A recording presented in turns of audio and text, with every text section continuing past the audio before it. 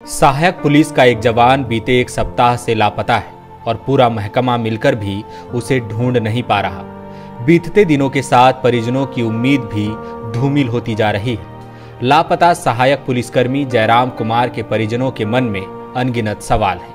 मसलन जयराम कहाँ है, किस हाल में है, कहाँ गया, उसके साथ कोई अनहोनी तो नहीं हो गई। इन सभी सवालों के जवाब में पुलिस के पास देने को केवल आश्वासन है।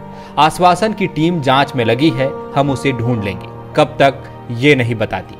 ये हाल तब है जबकि अपराध के ऐसे मामलों में किसी व्यक्ति के लापता होने के बाद अगले 24 घंटे अहम होते हैं। लापता जयराम का भाई श्रीराम थाने से लेकर एसपी ऑफिस तक का चक्कर काट रहा है, इस उम्मीद में कि भाई के बारे में शायद अब कुछ ठोस पता चलेगा, लेकिन नतीजा वही ढाक के 3 पार। वो हाथ में आवेदन लेकर बाबुओं के दफ्तरों का चक्कर काट रहा है और हिस्से आ रही है नाउम्मीदी, अनहोनी की आशंका और अनगिनत डर कि जयराम के साथ आखिर क्या हुआ होगा।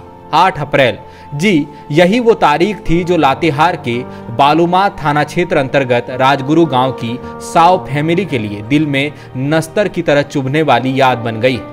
दरअसल सहायक पुलिसकर्मी जयराम कुमार को बालूमाथ थाने के मुंशी ने सुबह 6 बजे कॉल किया और ड्यूटी के लिए बुलाया। छोटे भाई श्रीराम कुमार बताते हैं कि वैसे 8 अप्रैल को जयराम कुमार की ड्यूटी शाम को थी, लेकिन मुंशी के बुलावे पर चले गए। बकौल श्रीराम जयराम थाने गया, लेकिन अंदर नहीं घुसा। वो पहले सामुदायिक स्वास्थ्य केंद्र गया और हेल्थ चेकअप कराया। इसके बाद वह कंचन मिश्रा से मिलने चला गया। कंचन मिश्रा इस किडनैपिंग मिस्ट्री की सबसे अहम कड़ी है, क्योंकि तमाम गड़बड़ियां इसके ही घर से शुरू हुई थी। श्रीराम बताता है कि 8 अप्रैल को दोपहर करीब 1 बजे जयराम ने उसे फोन किया। वो परेशान लग रहा था। बकौल श्रीराम, जयराम ने उससे कहा कि मैं कंचन मैडम के पास हूँ, मुझे ठीक नहीं लग रहा, तुम आ जाओ। जयराम की बात सुनकर श्रीराम उसे लाने के लिए घर से निकला कि तभी 1:18 पर उसे जयराम का मैसेज मिला। लिखा था, यहाँ मत आना। श्रीराम बताता है कि उसे कुछ अजीब लग रहा था, इसलिए मैसेज को नजरअंदाज करते हुए वह कंचन मिश्रा के घर पहुंचा। बकौल श्रीराम, कंचन ने उससे कहा कि कुछ देर बैठो, जयराम अभी निकला है, कुछ देर में आ जाएगा। ध्यान देने लायक बात यह भी है कि जयराम का बैग कंचन मिश्रा के घर पर ही पड़ा था। श्रीराम के मुताबिक वह कंचन मिश्रा के घर में शाम तक बैठा रहा, लेकिन जयराम नहीं आया। श्रीराम ने दोबारा सवाल किया तो कंचन ने कह दिया कि वह नहीं जानती जयराम कहां गया। श्रीराम कंचन मिश्रा के घर से निकल आया। कुछ देर बाद जब उसने जयराम के मोबाइल में कॉल किया तो फोन स्विच ऑफ आ रहा था। श्रीराम का दावा है कि उसने कंचन मिश्रा को भी फोन किया, लेकिन उसका भी फोन बंद हो चुका था। श्रीराम ने स्थानीय थाने को मामले की जानकारी दी और परिजनों के साथ जयराम की खोज में निकल गया। पूरी रात जयराम का पता नहीं चला। श्रीराम ने बताया कि 9 अप्रैल को पुलिस की टीम परिजनों के साथ खोजबीन के लिए निकली। तभी उनकी निगाह एक ऐसी चीज पर पड़ी जिससे परिजनों के होश फाख्ता हो गए। दरअसल कंचन मिश्रा के घर से आधा किलोमीटर दूर चतरा रांची मुख्य मार्ग में खून के धब्बे मिले। परिजनों को अनहोनी की आशंका सताने लगी है। इस बीच रहस्यमयी ढंग से लापता हुए जयराम के केस में नया और दिलचस्प मोड़ आया। दरअसल स्थानीय थाना के चौकीदार जितेंद्र कुमार ने दावा किया कि उसने 9 अप्रैल की सुबह जयराम को ब्लॉक से थोड़ा आगे पैदल जाते देखा।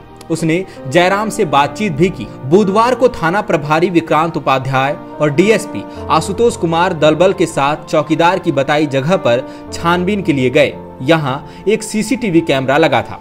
पुलिस ने इसे चेक किया, सारी फुटेज देखी, लेकिन उसमें जयराम कहीं नजर नहीं आया। और तो और चौकीदार भी नहीं दिखा, जबकि उसने कहा था कि 9 अप्रैल को उसने जयराम को चंदवा की तरफ से बालूमाथ की तरफ जाते देखा था।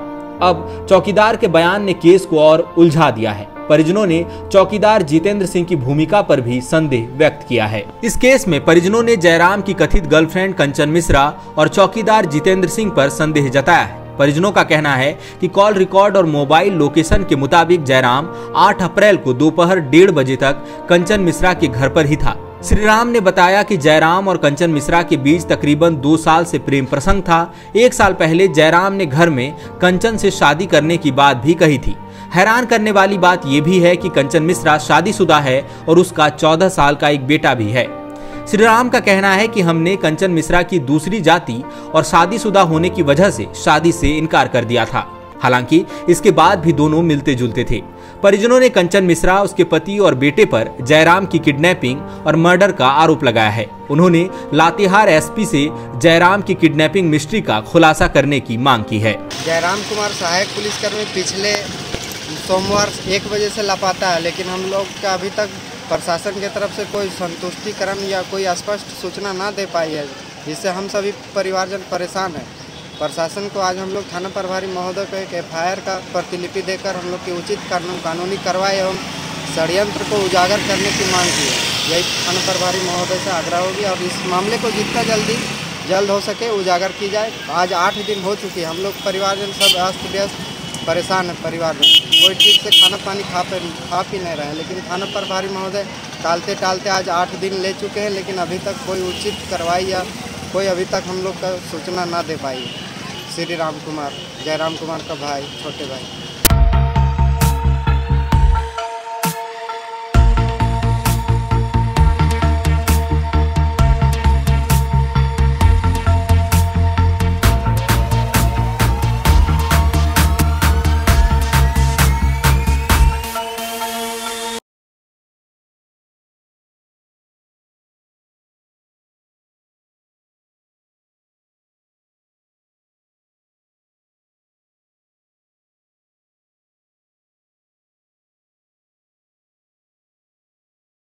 बायोम मेडिकल प्रिपरेशन का एकमात्र संस्थान, जहां है complete digital classrooms, individual doubt counters, video lectures, student tracking system, library facility, 100% result oriented rankers batch, study package and class notes in PDF।